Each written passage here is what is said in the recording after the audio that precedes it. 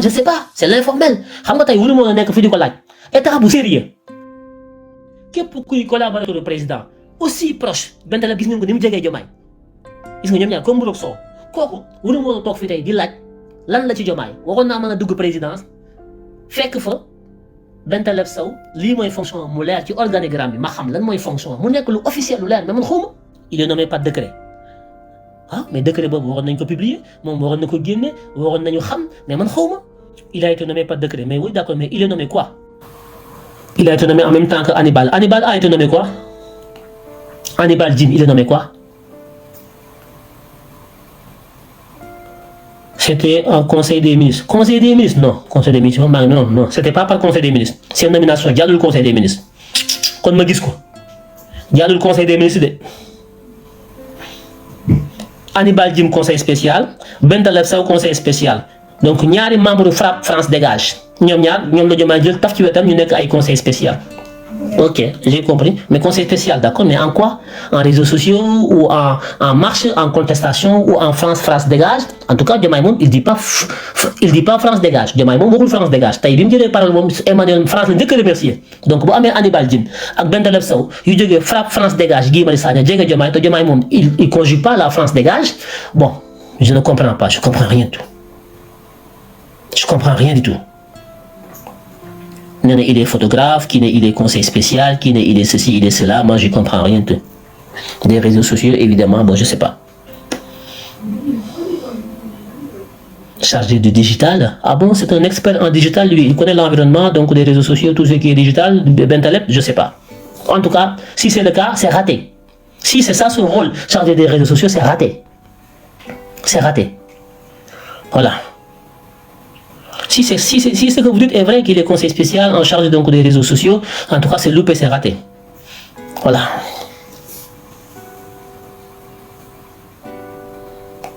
Il faut revoir la communication de la présidente.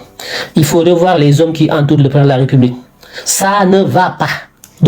Ça ne marche pas. C'est très informel. C'est très informel. C'est de l'anarchie, c'est du cafouillage. D'ailleurs, il faut éprouver moins. Les théories amènent sur le quoi. Aujourd'hui, on a aux Nations Unies, qui discours bien, document, quand on communiqué, qui a communiqué, quand on a dit de voir.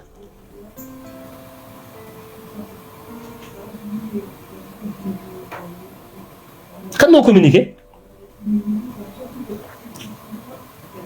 un photographe. Photographe, il y a une photo de métier, moi, je de justifier quoi. Est-ce que dans un pays normal, normé, normalisé et sérieux, le photographe du président, moi, de justifier un incident protocolaire aux Nations Unies. Oui ou non? Photographe bi génn di wax li muy tekki mooy nous sommes dans l'informel. Que tout ce qui tourne autour du président, protocole bac, communication bac, il faut tout raser et tout revoir. Ça ne va pas, ça ne marche pas. Tous. Oui. Ça va pas. Ousseynou Ly, porte-parole du président. Moom xamul lu xew communiqué wul de dafa bàyyi ba photographe bi def post mu dem partager post photographe bi nee na ku ñëw Nations Unies ce discours da nga koy jox secrétariat Nations Unies bi dafa am ñu koy gérer fa nga koy bàyyi ñoom ñoo koy teg ci table ji da ngay xool ji wax mais ji waay moo mën a sos yow teel photo mooy sa métier nga dugg ci protocole di wax yu kenn xamul chef de protocole ba moom waxul adjoint ba waxul kii yore communication bi waxul photographe ba moo ne ceppet dem fa taxaw di wax ay waxam yoo xam ne wax yi ku daanu saret Ousseynou Ly ne ko man ki saret bi laa daanoo moom it jël wax ji moom tamit partagé ko le porte-parole du président mooy partagé ay wax yoo xam ne wax yi ku daanu ki saret ñu ne ñii ñooy collaborateur proche de Bassirou Diomaye Faye président de la République du Sénégal ay ñun fu ñu jëm ay fu ñu jëm dañuy waxante dëgg lii kenn xamul lu mu doon. Parce qu'on recrute dans l'amateurisme, on recrute dans le copinage, on recrute dans le je m'en fous, je fais ce que je veux, c'est moi le président, c'est moi lequel, c'est moi qui ai le pouvoir. Je fais ce que je veux, je n'ai pas de compte à rendre à personne. C'est vrai. Mais est-ce que pour autant tu dois faire ce que tu veux? C'est pas sérieux. C'est pas du tout sérieux. L'État est très sérieux. État du Tchahan. État du Tchahan. Il est nommé ministre, il est nommé quoi? Conseil des ministres 19 juillet 2022. Il est nommé quoi? Conseil des ministres 19 juillet 2022. Il est nommé quoi?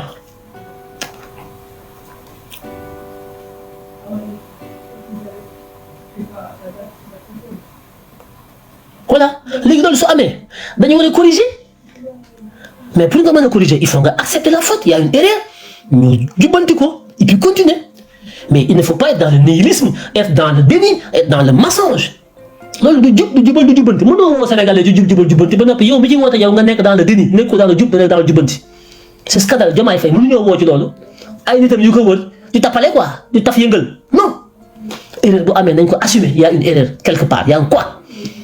Ñu situer responsabilité yi corriger ko su laajee jël ay mesures ñu jël ko su ko laajoon ñu corriger continuer mais loolu bañ fi amati mais ñu assumer ko. Mais on ne peut pas gouverner le peuple dans le mensonge et dans la manipulation. Ça ne passera pas.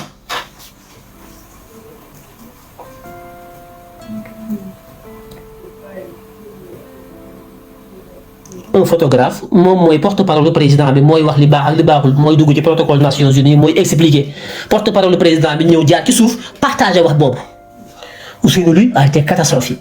Catastrophique. Comment un porte-parole de la présidence qui devait parler, moi partager léegi des racontards, des broutilles yu mu for ci internet bi boo xam ne benn photographe moo ko sànni mu jël ko di ko partager Ousseynou Ly de façon officielle moom il est officiel donc Ousseynou Ly su ko partager ça veut dire que porte-parole bi li mu position bi mu jël c'est une position officielle mooy waxu Diomaye la wax mooy position boobu mooy position wu Diomaye parce que ki yor porte-parole Diomaye moo partagé ay wax yoo xam ne ab photographe moo ko wax te tegu ko fenn te li mu wax dara amu ci Ousseynou Ly porte-parole de Bassirou Diomaye Faye président de la République partagé loolu mooy li kii wax ànd naa ci te lii ma ànd man Ousseynou Ly loolu mooy position wu Diomaye te loolu dara amu ci c'est scandaleux scandaleux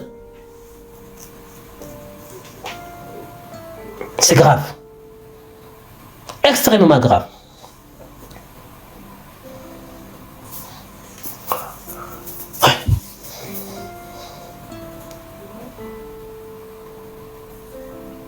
Non, il y a le protocole. Le protocole de la présidence est remplacé par le protocole des Nations Unies, oui. Et après, c'est quoi le rapport entre le protocole et le discours? Protocole de Bougnou, nous avons dit que ça c'est le protocole de l'Assemblée générale, c'est l'ONU. Nous avons un protocole, nous avons le président qui aurait intervenu, nous avons une salle, def ben liste, protocolairement, ce qui va qui me top, ce qui va qui nous vote, c'est le protocole. Mais là, l'une qui discours. Discours bi moom yaa koy téye sa discours la yaa koy téye di ko jàng di ko nafar fa nga toog am na ñoo xam ne fa nga toogoon ña nga yor seen discours di ko jàng di réviser bañ leen woo dañ leen ñokki jóg ñëw daal seen discours teg ci ko taabal ji discours bi réer discours bi ñu gisul mooy suñu problème te discours boobu Diomaye waru ko woon a sànni fenn ba mu koy réer moom ñoom fa fekk ñoom seen discours dañ koo toog ngeeganaayoo ko di nafar di jàng indaale ko bi ñu ñëw ñu gis ngeen image yi kenn ku ci nekk di nga ñëw da ngaa indaale sa discours Diomaye bosam fu mu nekk loolu mooy problème bi mais du ay protocole présidence dañ ko jox protocole Nations Unies oui Nations Unies m'ont organisé. Bon, le protocole du pays s'adapte au protocole des Nations Unies en termes d'organisation et de méthode. Oui, mais le discours c'est une bombe atomique. Parce que les gens qui ont pupitre, ce que les Nations Unies Emmanuel Macron, Nations Unies, c'est de l'espionnage. Maintenant, nous avons des idées, nous avons Sénégal, nous avons des étouffé. Parce que les gens ça c'est top secret. C'est une bombe. li nga war a wax assemblée générale ku nekk téye sa discours discrètement kenn du xam sama ram lu muy wax positionnement yi lépp ñu téye ko diplomatie la yow sa discours di taxawaalu kenn xamul fu mu ne ngeen naan muy Nations Unies kenn xam di wax yu ngeen xam ne maîtriser wu leen ci dara c'est grave.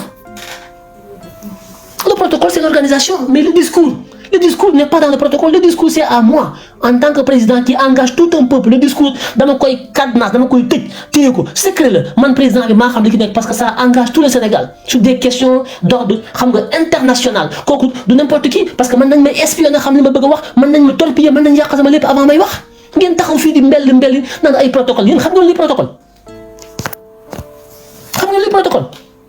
le protocole mooy fa mu nekkoon bañ tuddee turam Emmanuel Macron moo ko woo am ay agent protocolaire yu Nations Unies dem ci salle bi dégg turam yëkkati ko ne ko monsieur le président de la République du Sénégal c'est à votre tour mu jóg ñu accompagner ko ñëw ba ci pupitre bi ñu accompagner ko ne ko voilà loolu mooy protocole waaye discours bi ki sa poche nga koy génnee wala nga téye ko ci sa loxo loolu jotewul dara ak protocole Diomaye fu mu defoon discours am loolu la ñuy wax ngeen ni lépp ngeen bëgg ko lay te xamu leen tous parce que da ngeen a far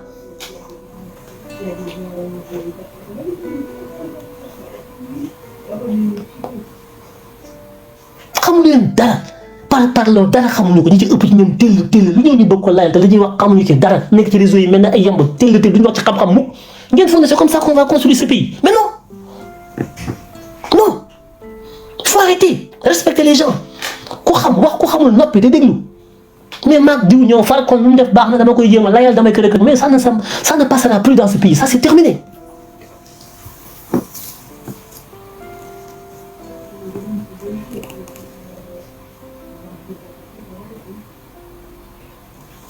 Parce que nous sommes habitués à la légèreté. Nous sommes un peuple très léger. Détails, yooyu ngeen di gérer moom la occidentaux yi détails yi ñuy gérer moo tax ñu développé wu. Ils gèrent les détails parce que le diable se cache dans le détail. Ce qui est infiniment grand a une origine infiniment petite. Mais loolu ku am intelligence moo ko xam loolu làppato xamu ko kooku ku yàlla may mooy xam loolu mais du seen mbel moto yi. Ce qui est infiniment grand est infiniment fondé sur ce qui est infiniment petit. moo tax bu ngeen tax naan ay détails parce que yéen c'est pas la peine. billahi Ousmane Sonko Diomaye dañuy sonn rek mais yéen bu ñu leen yaakaaree ñoom duñu def dara parce que yéen c'est pas possible. Détail mais tout est détail c'est le détail c'est l'infiniment petit qui fait l'infiniment grand. Si tu ne peux pas détecter l'infiniment petit comment tu peux construire l'infiniment grand. di tëll di parloo di su Akhenaton waxee ngeen di tëb di dal mel ne ñu daanu yësi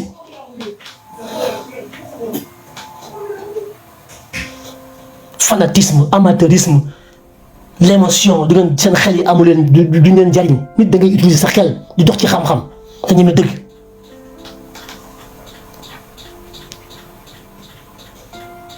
C'est le détail qui fait le monde, c'est le détail qui fait la diplomatie. C'est le détail qui fait la grandeur de tout un peuple et de toute une nation. C'est le détail. Ce détail, c'est ça qui fait le peuple. Mais dans un pays où quand tu gères les détails, qui gère les détails? C'est le détail qui fait le gros, le grand. C'est le détail qui fait le succès. Le succès dans la gestion du détail. Il gère les détails.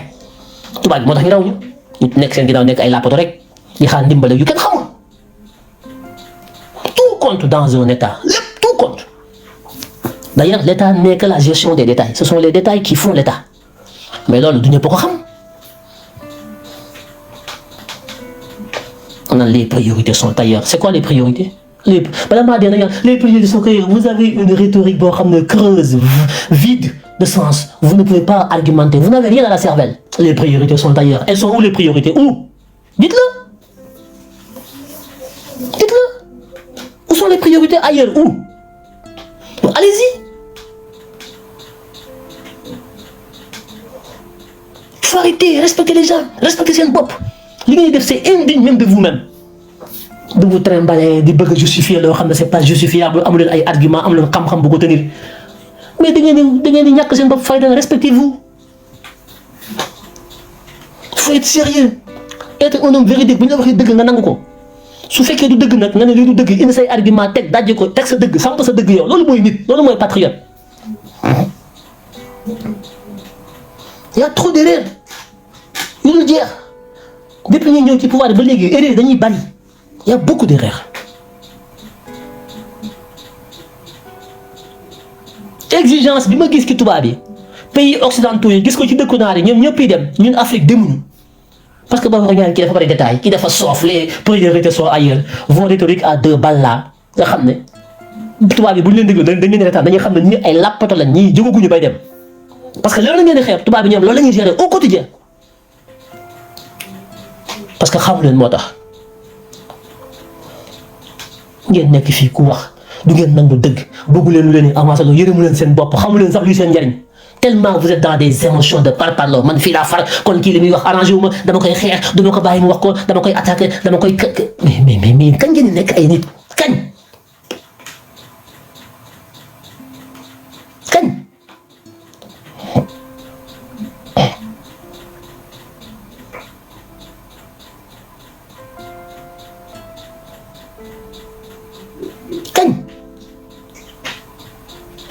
mais pourquoi tant d'aigreur? Aigreur, waaw yow aigreur bi nga gis c'est pas l'aigreur qui compte, c'est pas la tonalité qui compte, c'est le contenu qui compte, c'est ce que je dis. Mais tu as vu là, quand tu dis quelque chose, il ne capte pas le contenu, il capte la manière bi nga koy waxee loolu la ñuy gën a vous êtes dans la sensibilité émotionnelle façon bi may waxee moo gën a capte seen intention que le contenu, le fond de ce que je dis. Voilà les caractéristiques typiques de l'être émotionnel dont parlait Léopold Sédar Senghor. li may wax tonalité bi ma koy waxee moo gën a déranger ki may déglu ñenn ñi que le fond de ma pensée. Voilà les caractéristiques typiques de l'homme sénégalensis bi nekk dans les émotions. C'est l'émotion bi Senghor doon wax. Quand ça nous tient, on juge pas le contenu, mais on juge le contenant. Et c'est dommage pour Sonko, c'est dommage pour Diomaye. Parce que askan wi ñu war a am pour tabax réew mi amaguñu ko. Et ça fait peur. Ils sont tous dans le ressenti, dans l'orgueil, dans le oui, sa wax bi dafa dëggal, dans le oui, tu ni ngay waxee dafa metti, dans le oui, tu nous attaques, dans le oui, d'accord. D'accord, c'est possible. C'est possible que ni may waxee dëggal, c'est possible. Oui, je ne dis pas que c'est pas dëggal li may wax, néewuma dëggal non. Vous avez peut-être raison que ni may waxee dafa dëggal. D'accord, c'est le cas. Mais même su dëgëree li may wax du dëgër kese dëgër mooy sentiment mooy yëg-yëg bi nga ciy am ci li may wax mais wax bi tonalité bi ci wax bi la mais contenu wax bi mooy li may wax li may démontrer loolu foo ko dugal da nga koy sànni loolu tamit teg ko ci taabal ji bascule ko ak dëgër bi metti waaye di ngay yëg ci wax ji waaye boole ko ak njariñ bi ndax li may wax am na njariñ ou pas ndax xam-xam la udu xam-xam ndax yow d'accord nga ci ou pas boo leen dugalee ñoom ñaar compenser leen doo yëg metti wax bi mais benn bi nga jël sànni beneen bi te bi ngay sànni moo ëpp solo bi ngay jël parce que di ngay jël sa yëg-yëg la sa xol bu tàng ci ni may waxee wala nga gis ki sa bopp wala nga mer boobu ngay téye mais njëriñu wax bi moom da nga koy sànni loolu la Senghor doon critiquer naan l'émotion est nègre la raison est hellène gars yi saaga ko yàq lu ne mais boo ko saagaat quand tu mets à l'œuvre les propos de Senghor da nga koy gis lu factuel la mën nga saaga Senghor na daf ñu saaga daf ñu lii daf ñu la mais oui mais n'empêche que Senghor a peut-être raison parce que soo expérimenter ses propos ci la poto yi da nga koy gis day génn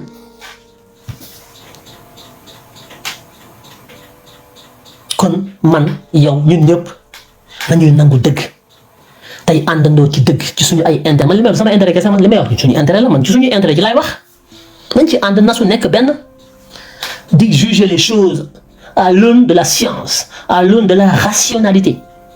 Même s'il peut y avoir une dose d'émotion, parce que nous sommes des êtres de sentiments, je suis d'accord.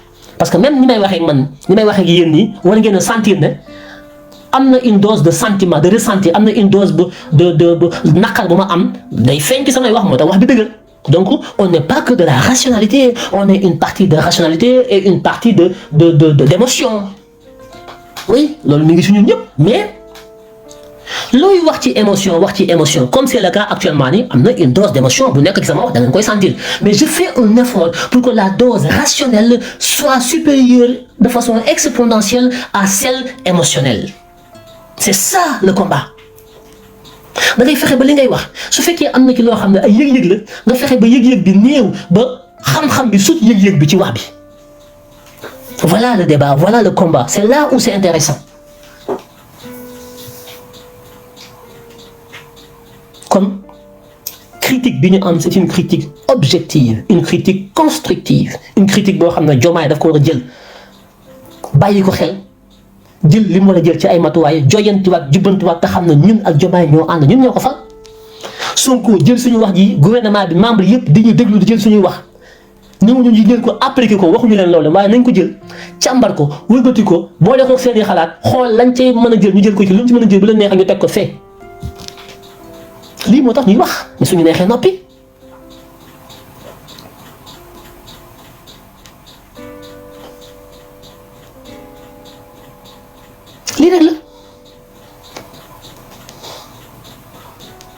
lii rek mooy sabab bi li may def yombul neexul. maa ngi sama njaboot yow sama lépp toog fii di wax pourquoi ma koy def kenn ku nekk ci yéen a ngi toog fi ngeen toog kenn ñu bari defuñu ko su ma neexoon def na ñëpp toog jàpp sama njàmbur mais pourquoi ma koy def parce que dama jàpp ne sama responsabilité la dama jàpp ne dama am cër ci réew mi dama jàpp ne dama cee bokk dama jàpp ne lii su ma ko gisee jàpp ne baaxul samay éthique individuelle sax buy ma mooy def dama ko war a wax ba jëmaay dégg ko am na citoyen boo xam ne kat wax na wax boo xam ne am na ma ci dégg kat lii de mën naa am dëgg la lii sama njariñ la lii bu ma ko dégloo kat su ma ko defee mën naa baax naa ko jël loolu sax ndimbal la ci jëmaay mais su ma ko waxul naka la koy xamee li may def su ma ko deful naka la ko Diomaye di xamee sama wax ji may wax mën naa dugg ci nopp Diomaye ak Sonko bañ jël ko en considération loolu bu leen ko xeeb wala yéen da ngeen yaakaar ne yéen mën ngeen a wax wala ngeen jëf loo xam ne Diomaye jël ko wala Sonko jël ko appliqué ko mu nekk njëriñ ci réew mi wala yéen da ngeen a xeeb seen bopp nit du xeeb boppam nit li mu bokk day fexe ba la mu jàpp ne mooy li gën ci am xelam ak jëfam mu fexe ba di ko jébbal ca mbooloo ma yàlla mën naa dogal Diomaye dégg wala Sonko jël ko appliqué ko doxal ko mu nekk njëriñ ci ñëpp mais loo xam te li la naq rek li la neex kenn du ko gis doo wax doo participer bu ñu tabax réew mi indi ay xalaat ak ay xol kenn du la dégg sa yoon nekku ci te bu réew mi lu réew mi am nga naan sama wàll réclamé ko waaye luy defar réew mi kenn du la ki dégg bu nappee nga boole ko nag ñi nga xam ne ñoom dañ ciy participer di kii nga di leen critiquer ak leen xas ak lu nekk parce que yow defoo te doo bàyyi kenn def waxoo sa xalaat te doo nangu kenn wax xalaatam te nga ne ci réew mi nga bokk kooku loolu tamit loolu kenn xamul lu mu doon kenn xamul lu mu doon sama wax ji nag maa ngi ñaan yàlla mu àgg ci nopp Diomaye àgg ci nopp Sonko ak képp koo xam ne dénk nañ la responsabilité bu jëm ci askan wi li ci am njariñ bu fekkee am na ko ci maa ngi ñaan yàlla dafa la dégg ba nga jël ko mën koo jëfandikoo ba mu amal njariñ askan wi su amul njariñ tamit nga jéggal ma xam ne intention bi mooy njariñ laa ci jublu woon nga jël ko teg ko fële xam ne baaxul amul njariñ lii kees la waaye nag danaa ko wax naa ko li ci baax jël leen li ci baaxul ngeen sànni ca mbalit ma lii mooy sama yéene mooy sama intention man.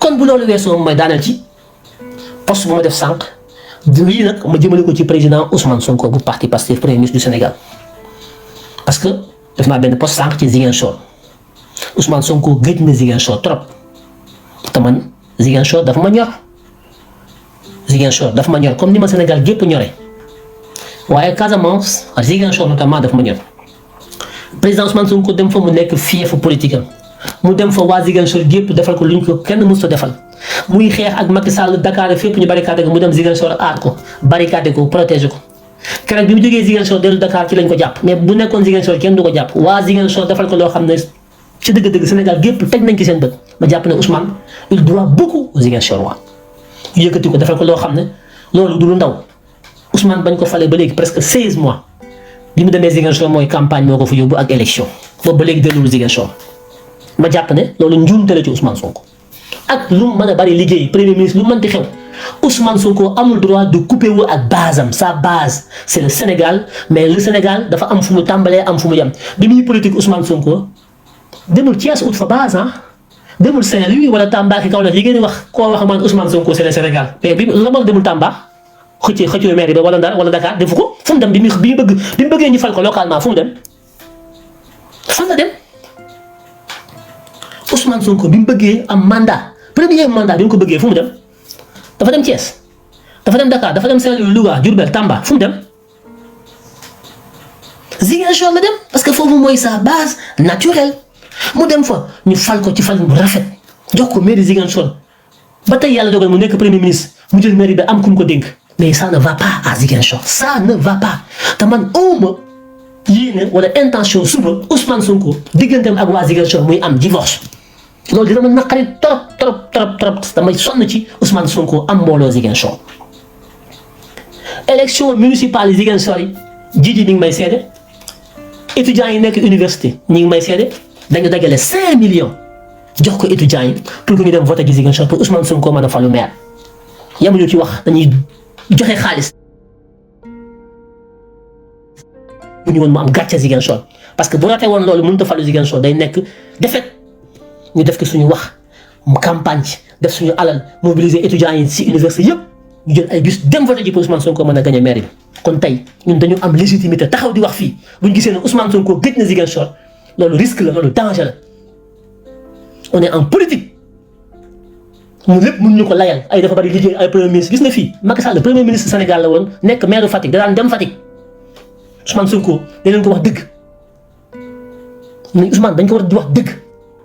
nag bu mu sàggane waa Ziguinchor dinañ ko loo xam ne bis bu ko sàggane te waa Ziguinchor commencé nañu mer waa Ziguinchor ñu ngi ñaxtu ci suuf dugagul ci kaw nag te man tey wax telus la wax dama bëgg ngeen partager ko moom dugg ci nopp Ousmane Sonko lu mu xat chaque mois wala chaque 2 mois chaque 3 mois wala mën a jël avion wàcc Ziguinchor dem nemmeeku ak waa Ziguinchor soxlawuñu ay milliards Ousmane Sonko soxlawuñu ay li ñu bëgg mooy di gis Ousmane Sonko yëg-yëgu Ousmane Sonko bu mu fàtte waa Ziguinchor te man nag Ousmane Sonko ñoo ànd te man su ma ànd ni dama lay wax dëgg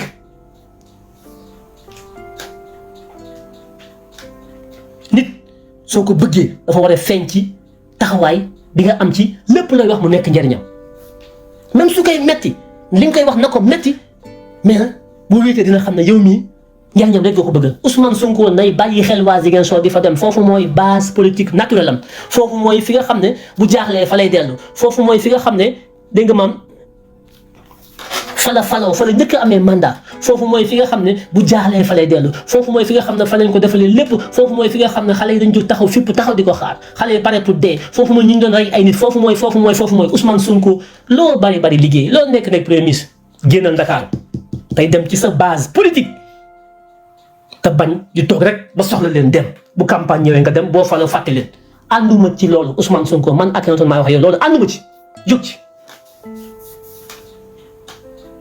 ànduma ci loolu parce que loolu dëgg te Ousmane dëgg laa ànd ak yow loolu dëgg del nemmeeku waa Ziguinchor di fa dem ñu dina gis boo leen defalul dara parce que réew mi ngi 4e ascenseur bul yaakaar ne nit ñi dañoo am rapport ak yow ci ay defar ak yooyu donte Ziguinchor tali ya yàqu na dara baaxu fa yoon Cap Skirring bi tout Ziguinchor dara doxul Ziguinchor ma ngay dee mu nekk lu ma naqari boo amul loo fa def mais nga di fa dem di leen nemmiku mais doo leen bàyyi abandonné leen les Ziguinchorois se sentent abandonnés gisatuñu Ousmane Sonko déggatuñu ko suba su élection ñëwee Ousmane Sonko demaat fa taxaw mais loolu bu yàggee day am lu muy nuru day mel na yow élection nga ñu doyee buñ la falee boo paree dem boo ñu soxlawaatee fal nga ñëwaat ñu falaat la nga dem bu yàggee nit ñi dañu am ni ñu taxawee loolu c'est un risque te Ousmane Sonko même bu la Sénégal gépp falee te Ziguinchor fal ñu la pal ga neexul boo Sénégal gépp bu ñu la voté lee Ziguinchor sanctionné la boo gañee tamit gañe bi du neex gañe bi sa gañe Ousmane Sonko ci Sénégal bala moo neex Ziguinchor moo ciy jiitu ndax foofu mooy sa cuslaay ci politique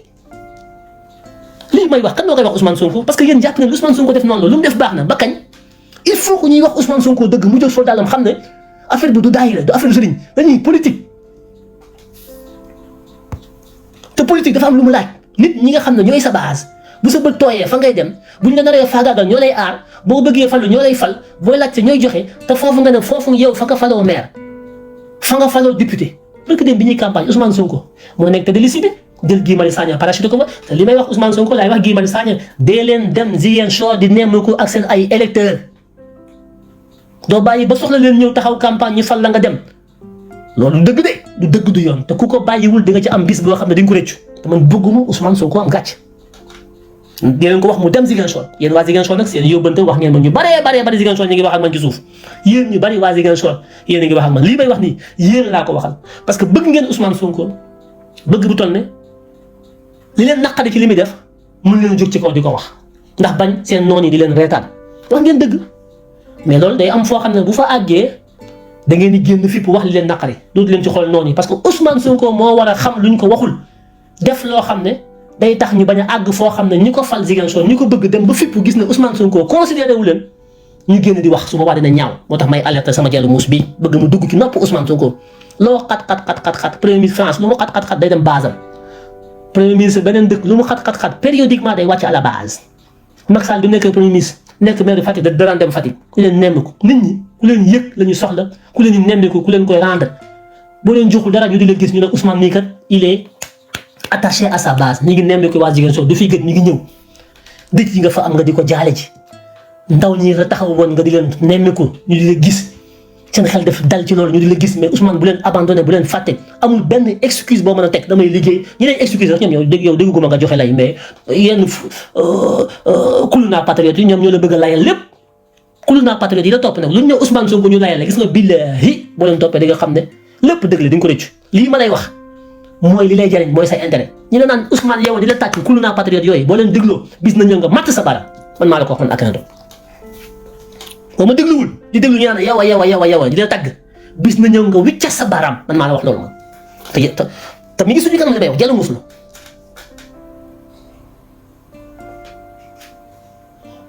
loo wax nag dafa teel on a toujours le temps dafa teel dafa kii dafa bari liggéey lépp ngeen lay ko te ñi koy wax amuñu benn xam-xam dafa teel quel temps vous avez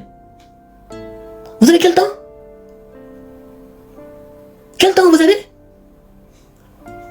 amul jot d'accord mais kañ la Ousmane Sonko gëj Ziguinchor kon lii yéen waa Ziguinchor yéen a ko war a réclamer Ousmane Sonko yéen patriote yéen a war a wax Ousmane Sonko muy suuxat base politique am dem fa di leen nenn ko dafa am solo ci loolu plan Diomaye Casamance bi ñuy wax bu ñu ko xaar di fa soog a dem plan bi en même temps ñu koy préparer di ko concocter du tere nga di fa dem parce que Ousmane Sonko warut a am ak waa Ziguinchor ay rapport matériel ay damay indi projet wala defuma fa lii kon du ma fa dem parce que maa fa digge wala déedéet rapport yi Ousmane Sonko war a am ak waa Ziguinchor ça doit être des rapports fusionnels d'abord yëg-yëg ba pare projet yi soog a ñëw mais projet ñëwul yëg-yëg ñëwul loolu dafa am lu muy nuru te loolu laay bañ mu nuru ko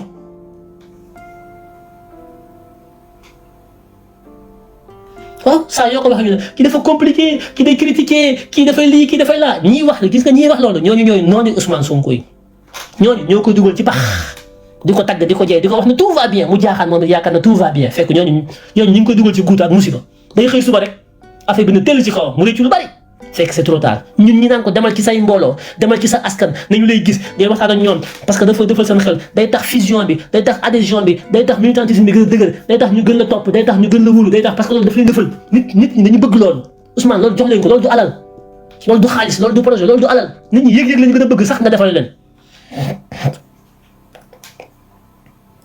kon nii laa amoon ne dinaa ko wax bëgg ngeen partager ko daggate ko ba Ousmane Sonko dégg ko li ma wax ci Diomaye ngeen wax ko ba Diomaye dégg ko parce que man loolu laa seq ak ñoom sama xalaat ma di leen ko wax buñ jëlee baax na buñ jël sama warugar def naa ko man li ma waroon def naa ko en tant que sénégalais en tant que patriote en tant que sympathisant j'ai accompli ma mission dans le cadre de la mise en œuvre du projet pour le triomphe des valeurs et des idéaux qui le caractérisent. Voilà, chers compatriotes, ce que j'avais à vous restituer aujourd'hui. Et je tiens à vous remercier pour votre écoute, votre patience, vos partages. Qu'on soit d'accord ou pas, l'essentiel est qu'on puisse dialoguer, qu'on puisse s'écouter. Et après, chacun, en ce qui le concerne, va faire le tri et choisir ce qui nous convient et ce qui ne convient pas. C'est ça le Sénégal que nous voulons, c'est ça la démocratie, c'est ça aussi l'esprit du projet. L'échange, le dialogue, l'écoute, argument contre argument, tout dans l'intérêt exclusif du projet qui est l'intérêt général supérieur et suffisant du Sénégal. Sur ce, je prie pour que le Tout-Puissant, le Seigneur, puisse accompagner le projet, renforcer le président de la République et le Premier ministre et l'ensemble du gouvernement, leur doter de moyens, de volonté, de force, de connaissances, afin de traduire en actes concrets le projet que nous partageons. Mais je prie aussi le Seigneur pour qu'il nous accorde la paix de l'âme, qu'il nous gratifie de sa protection, sa miséricorde, qu'il élève le Sénégal au plus haut des rangs, afin que notre pays rayonne à l'international un peu partout. Puisse Dieu ait pitié de nos devanciers, qu'il nous protège, qu'il protège le Sénégal. Vive le Sénégal, vive les Sénégalais et vive le projet. Je vous dis à très bientôt. Bonne soirée. Merci beaucoup, chers compatriotes.